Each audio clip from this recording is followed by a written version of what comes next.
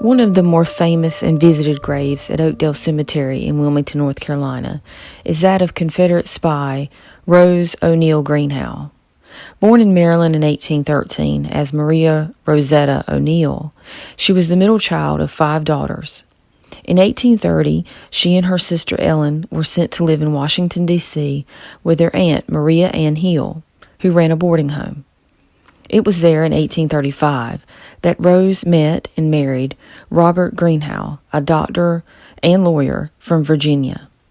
Eventually, Rose became a very well-established socialite in the capital.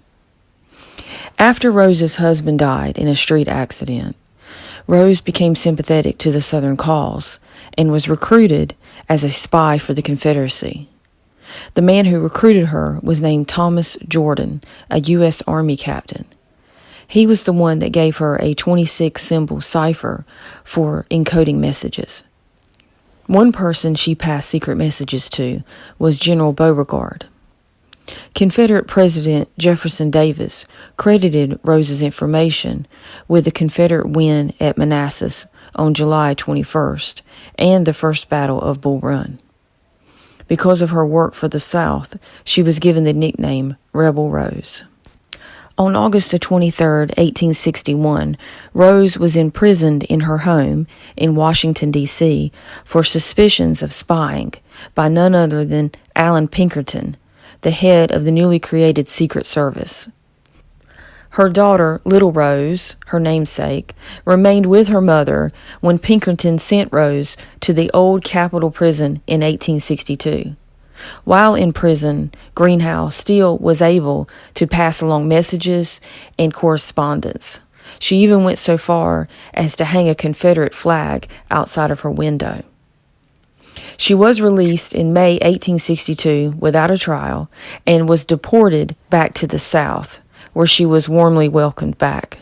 In 1863, she was sent to Europe as an official courier to Confederate President Jefferson Davis. It was while in Europe that she wrote and published My Imprisonment and the First Year of Abolition Rule at Washington, her memoir. She became engaged to the Earl of Granville, met Napoleon III of France, and met Queen Victoria.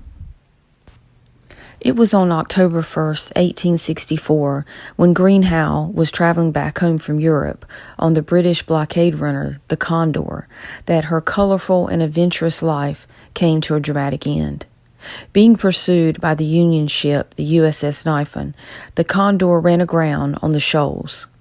The captain of the ship, William Hewitt, believed he could free the ship eventually, but could not convince Greenhow, who was fearful of capture and imprisonment, and thus insisted on the captain allowing her, a professor named Holcomb, and 2 sailors, a rowboat, in order to try and reach shore. He relented against his better judgment, and it was almost immediately evident as the rowboat was put into the ocean that the decision was a poor one. The rowboat and the 4 passengers capsized amidst the crashing waves and rough seas. Rose Greenhow, weighted down with heavy skirts and dress, sank into the dark water.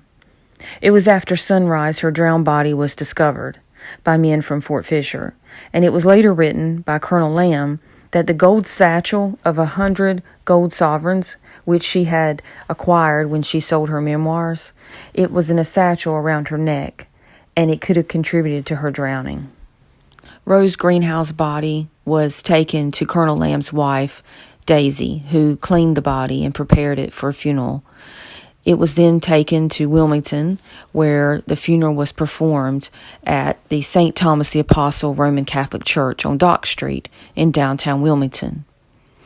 She was then taken by funeral procession to Oakdale Cemetery, where her final resting place is.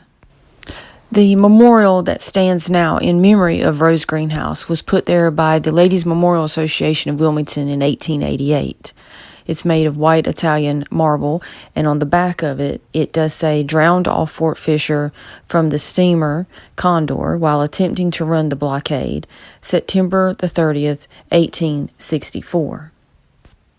The ship, the Condor, was never able to get off the shoals.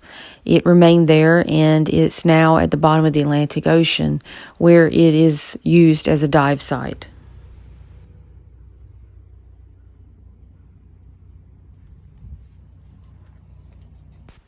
While much of Rose Greenhow's estate was sold off at auction, the gold that she had had in a satchel was taken by a private and then turned back in to William Lamb, who then returned it to the estate attorneys.